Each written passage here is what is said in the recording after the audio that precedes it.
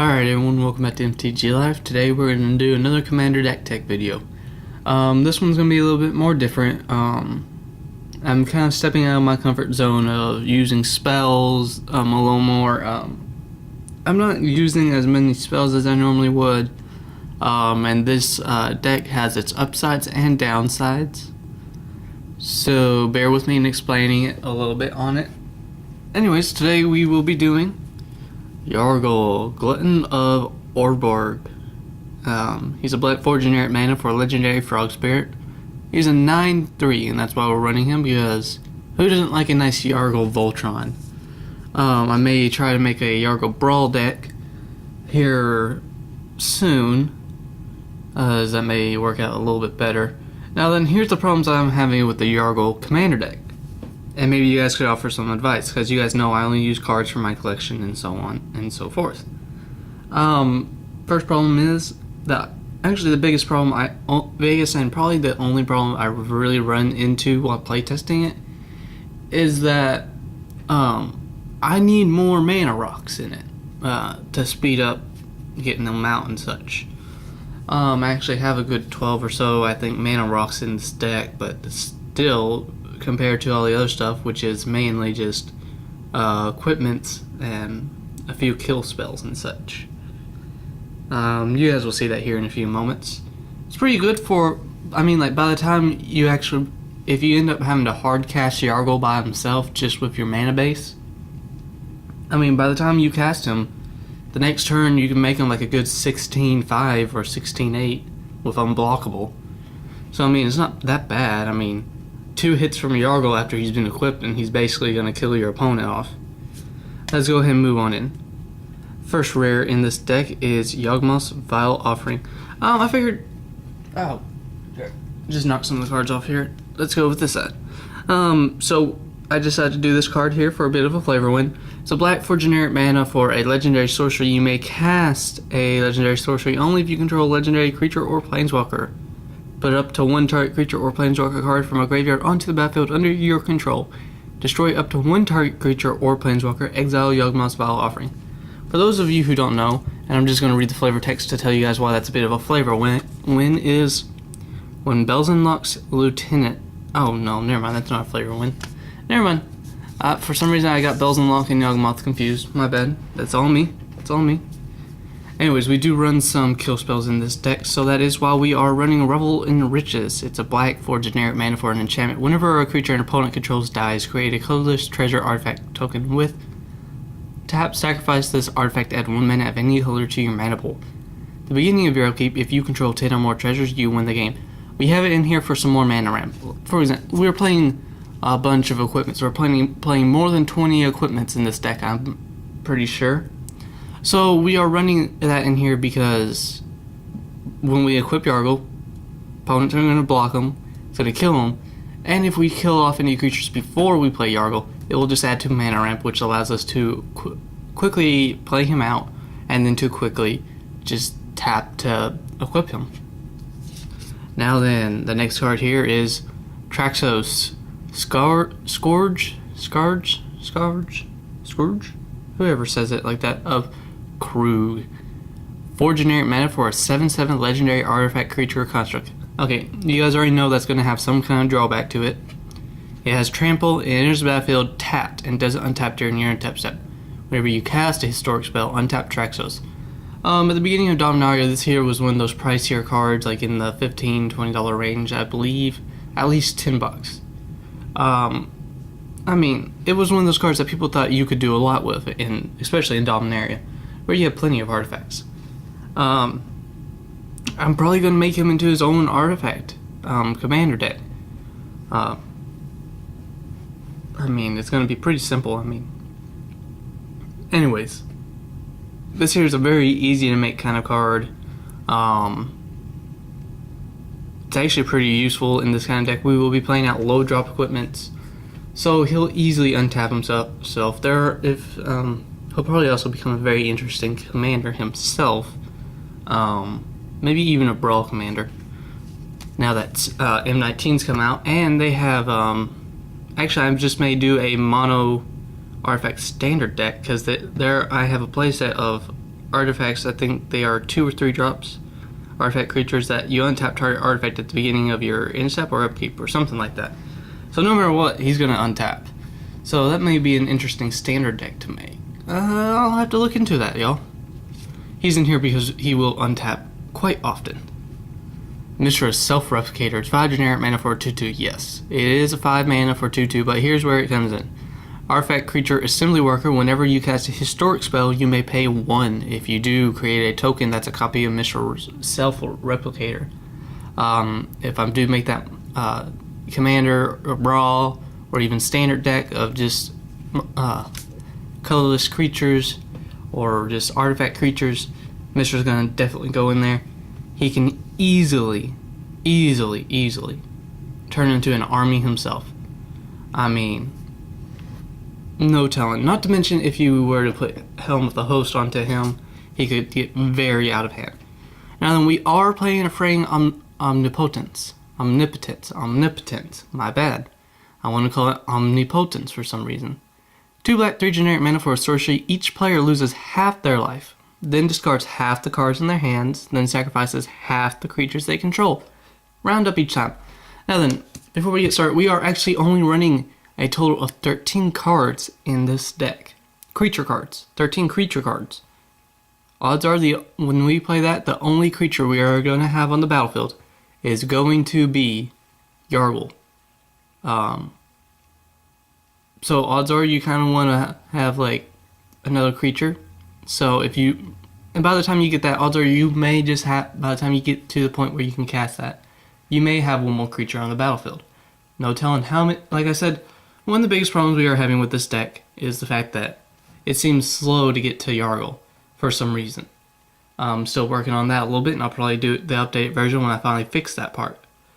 But here's what we can do to offset that. We can play kill spells, and spells that make our opponents discard a few things, to be able to mess with them to slow them down enough that we can get to Yargle, equip him, and then we'll still have a few kill spells left over.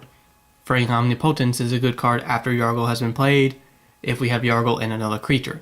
Because by then we probably played out plenty of equipments, have equipped Yargle enough, and then we just discard our hands, and then our opponent goes down to, say, they're still at 40, goes down to 20, and Yargle's been played, and who knows, he could be like at 11 or 14 or 15 or even 20 from how many equipments have been equipped to him.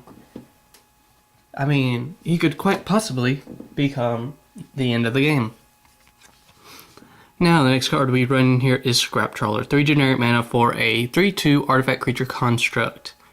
Whenever a Scrap Trawler or another artifact you control is put into a graveyard from the battlefield, return to your hand target artifact card in your graveyard with lesser converted mana costs. Okay, we are running this in here for if our opponents are playing any kind of artifact hate. Say they're destroying all of our artifacts or our equipments or whatever. This here gives us the chance to create more stuff. Well, not create stuff, but be able to get back stuff that they've destroyed. Because if they want to destroy stuff, then it's just going to return stuff to our hands. I mean, it's really simple there. It gives us the ability to kind of mess around with that and kind of offset artifact hate. Because this is a largely artifact-based deck. So it's very useful in this kind of deck. Sorry about my voice. My nose is stopped up and I can't. I've tried everything this morning. Next card here is Inspiring Statuary. It's 3 generic mana for an artifact. Non-artifact spells you cast non-artifact spells you cast have improvise. Your artifacts can help cast those spells. Each artifact you tap after you're done activating mana abilities pays for 1. Okay, we're running this in here because, like I said, we're gonna have we have lots of artifacts in here.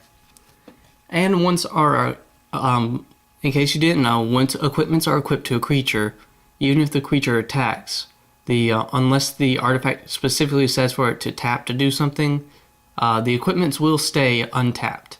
Which means that once our equipments have been tapped, or if they're even tapped, for example, turn 3 we play Inspiring Statuary, we have like 1 or 2 equipment on the battlefield.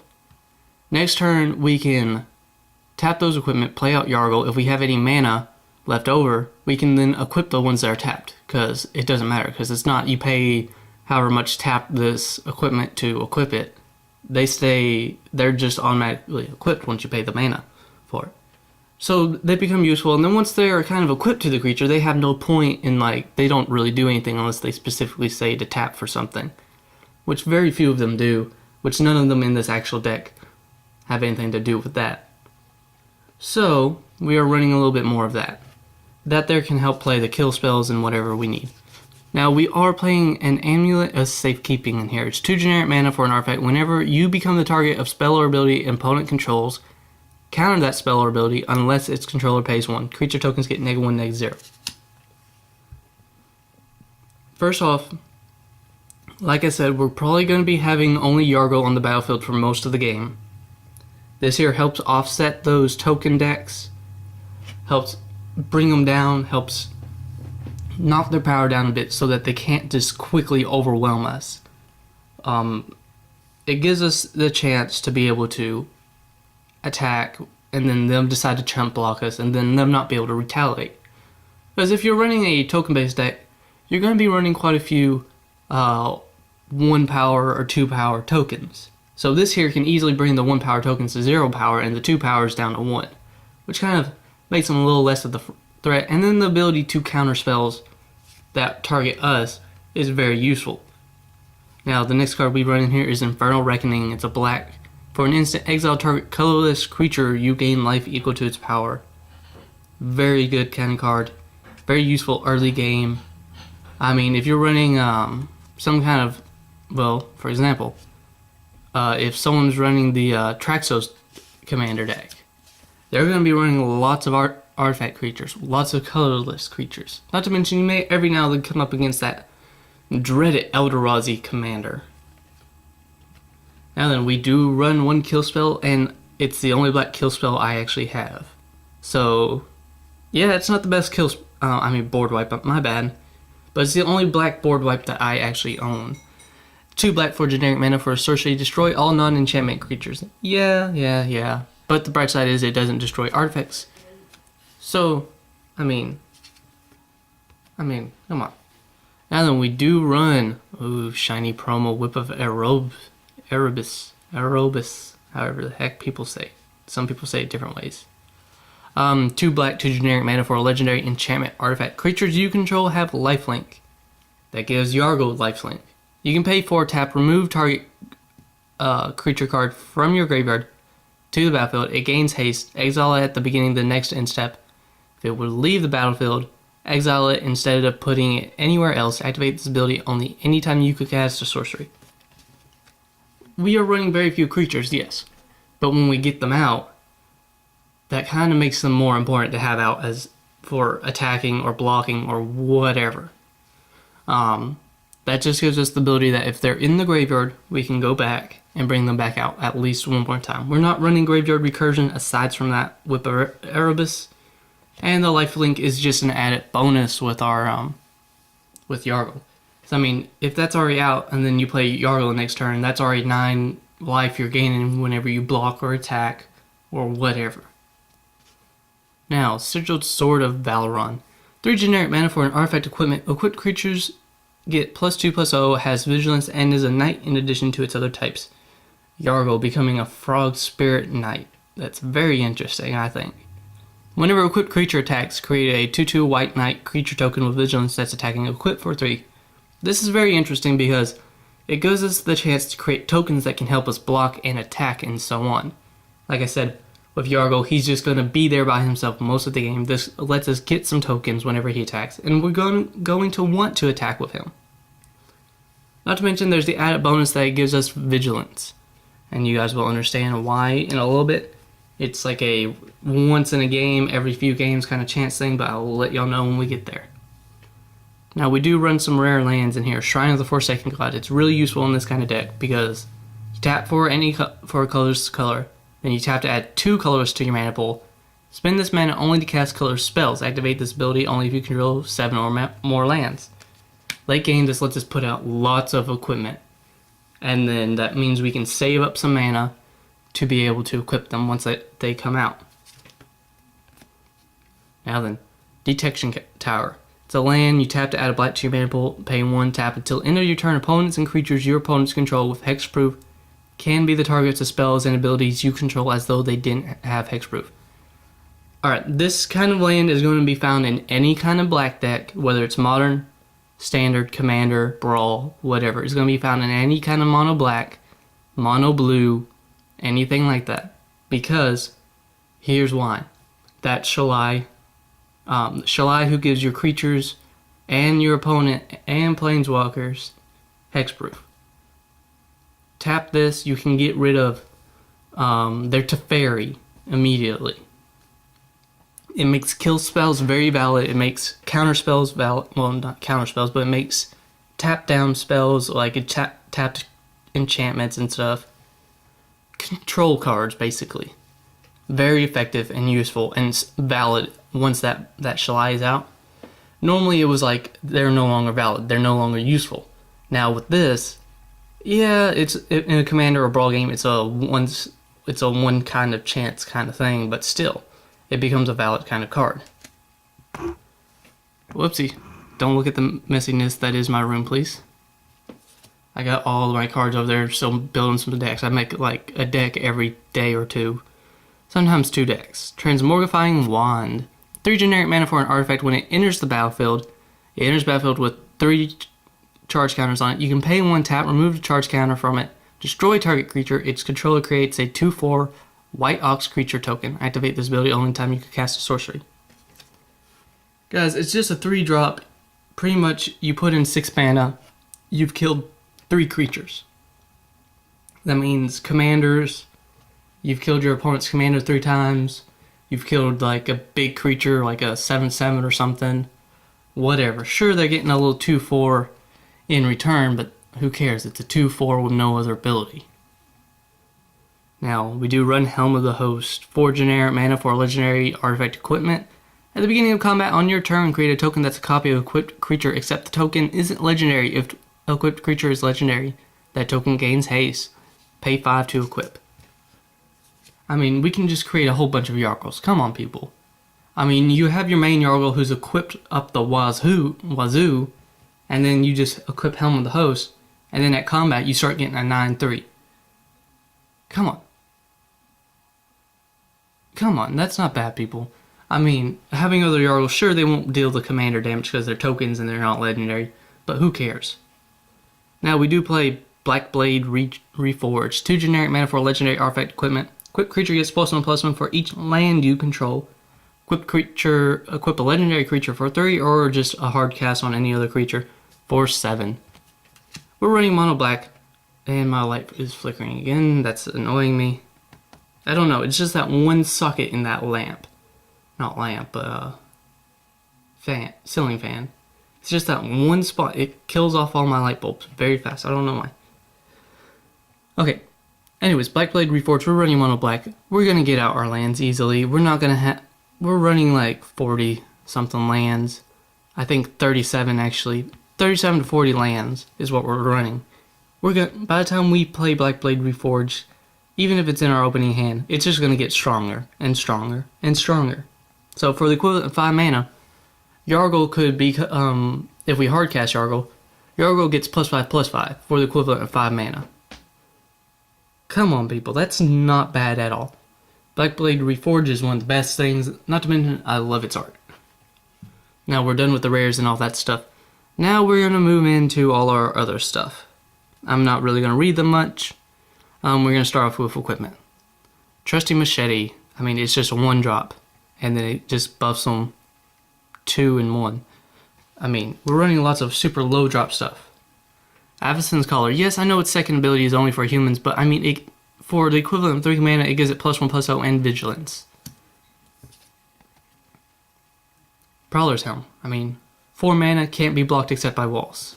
And I mean, you can choose not to play this deck against that upcoming wall deck. I mean, Barbed Battle Gear. I mean, for 5 mana, +4, and yeah, -1's the toughness, but so what?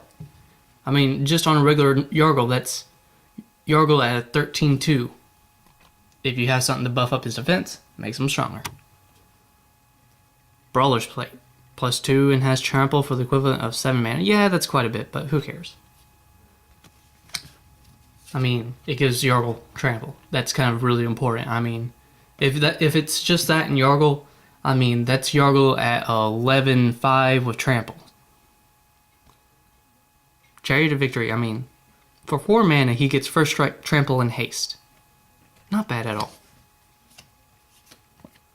Haunted Cloak, for the equivalent of 4 mana, he gets Vigilance, Trample, and Haste.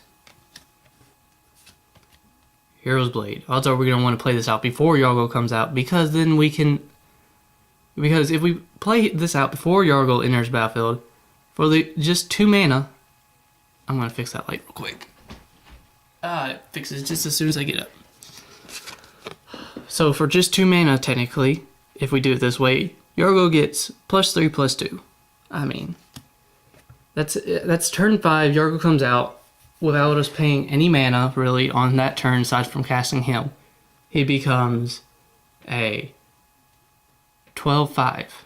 I mean, not bad. Spectre Shroud. I mean, for 3 mana, he gets +1/+0, and whenever he deals combat damage to a player, that player discards a card from his or her hand. We're denying them answers and such then. For just 1 mana, he gets +1/+0. For just 2 mana, he gets 2 buff to his toughness, and he gains reach. I mean, if we play that, equip him with that as soon as he enters battlefield, I mean, he immediately becomes a 9/5, which is a little bit more better, less likely to die on that toughness, and gains reach, able to block stuff with flying. And I mean, 9/5, your opponent ain't gonna attack with flyers very much then. Bone Splitter, I mean, for 2 mana, he gets +2/+0. So Life Staff, I mean, for 2 mana, he gets +1/+0, and whenever it's put into graveyard, you gain 3 life. We're just running this because we can equip it to other creatures, really, and it's super low cost. Flare Husk. For 3 mana, actually for 1 mana, first off we get a 1/1 creature, and then for 2 extra mana, we can buff Yargle 1/1. Prying Blade, I mean, for 3 mana, he gets buffed 1, and then whenever he does combat damage, we get tokens. We get those treasure tokens, and then able to equip more stuff to him, or just early on equip it to another creature we have, deal some damage, get some more tokens, play him out early and such. Hover Cell. For 3 mana, he gets flying. Short Sword. For 2 mana, he gets +1/+1. Cultist Staff. For 5 mana, he gets +2/+2. Vanguard Shield. Now this is why we want him to have Vigilance. For the equivalent of 5 mana, he gets +0/+3 and can block an additional creature. Just equipping that to him once he enters battlefield, he becomes a 9/6 that can block 2 creatures. If we can give him Vigilance, we can make him stronger and give him better toughness, and then he still blocks an additional creature. Now we're done with our equipment. Now we move into our more kill spell-y stuff. Eldritch Reborn, 5 mana for Enchantment Saga. At the first floor counter, each opponent sacrifices a creature or planeswalker. Second, each opponent discards a card. Third, put a target creature or planeswalker card from a graveyard onto the battlefield under your control. I mean, it just gives us an extra creature at the end of that to help us out. Walk the Plank. For 2 mana, you destroy target non-merfolk creature. Torment of Scarabs. I mean, 4 mana, you enchant a player. At their upkeep, they lose 3 life unless they sacrifice a non-land permanent or discard a card. Either they take damage, or they just put themselves at a bit of a disadvantage. Murder. For 3 mana, destroy target creature. Lich's Caress. I mean, for 5 mana, you destroy a creature and you gain 3 life. For 4 mana, Eviscerate, you just destroy target creature. Impale. 4 mana, destroy target creature. Harsh Scrutiny. For 1 mana, target opponent reveals his or her hand. You choose a creature card from it. That player discards that card. You scry 1. Duress. We all know what Duress does. I'm not even going to read it. Tyrant's Choice. For 2 mana, you play sorcery with Will of the Council. Starting with you, each player votes for death or torture. If death gets more votes, each player sacrifices a creature. If torture gets more votes, or the vote is tied, each opponent loses 4 life. Either they're going to sacrifice creatures, which at that point you kind of hope you're playing the token deck, because then you and the token deck can vote for death. And then if one more person does vote for death, then you could easily put one or two other people at disadvantage. Unburden. 3 mana, target player discards 2 cards. Now, this enchantment here is very useful in this kind of deck. Like I said, very few creatures. Odds are we're only going to have Yargle out. And if this is on the battlefield before Yargle is played, for 5 mana, for an enchantment, as long as you control exactly one creature, that creature gets +3/+1 and has lifelink. It means if Yargle comes out when this is already on the battlefield or after Yargle's been played, like the next turn, Yargle becomes a 12/4 with lifelink automatically, so long as he's the only thing on the battlefield. That's without any kind of equipment or anything on him. Jorah's Familiar for generic mana for an artifact creature bird. 2/2 flying historic spells cost 1 less to cast. Yargle costs 1 less. Artifacts cost 1 less. Salvage Slasher. This is for just late game if our opponent's been destroying our equipment. 2 mana, he's a 1/1 human rogue. Gets +1/+0 for each artifact card in your graveyard. Augmenting Automaton. It's 1 mana for a 1/1 artifact construct. You can pay 2, it gets +1/+1 until end of turn. Just late game, if we have nothing in hand, and we've already equipped all our stuff to Yargle, just buff this up and then just attack in. Gleaming Barrier. 2 mana for a 0/4. When it dies, we get a treasure. It's just an early game blocker. Now we're into our mana rock, giving us mana kind of stuff. Plague Mirror, it's a really good card. I mean, 2 mana for a 1/1 infect, tap to add 1 to your mana pool. First off, if you need to chump block with him, he automatically makes any opponent's creature 1 power and toughness weaker for the rest of the game as long as it's stayed on the battlefield. That's not bad at all. I mean, that's actually pretty good. We do play a Dark Ritual. 1 black, you get 3 black. Cabal Ritual. 2 black, you get 3 black in return. Or if you have Threshold, you get 5 black. Mannequin. 2 generic for a 1/1 tap to add 1 colorless mana to your mana pool. Hedron Crawler. 2 mana for a 0/1 tap to add 1 colorless to your mana pool. Mind Stone. 2 to tap add a colorless to your mana pool, or pay 1 tap, sacrifice a draw card. Basalt Monolith. 3 mana for an artifact, tap to add 3 to your mana pool. It does not untap during your untap phase. You may spend 3 any other time to untap it. Opaline Unicorn. 3 for a 1/2 unicorn, tap to add 1 mana of any color to your mana pool. Seer's Lantern. 3 generic mana for an artifact, tap to add a color to your mana pool, or pay 2 tap, scry 1. And then the only other land we run in here besides basic is Ebon's Stronghold. It's a land, when it comes into play, it comes into play tapped. Tap to add a swamp to your mana pool, or you can tap to sacrifice it, add 2 black to your mana pool. That's all we really run in here. Like I said, I think we run anywhere from 37 to 40 swamps in here. That's all really. The deck list will be put into the description below. Feel free to do that. If you guys enjoyed this, click the like button, subscribe, whatever, or leave a comment or something. Yeah. And as a little heads up for the next deck tech I will be doing, the next deck tech will be that Nicol Bolas Ravager Commander deck tech. So keep an eye open for that if you guys are interested. Thanks for watching. Peace out. Have a great day, y'all.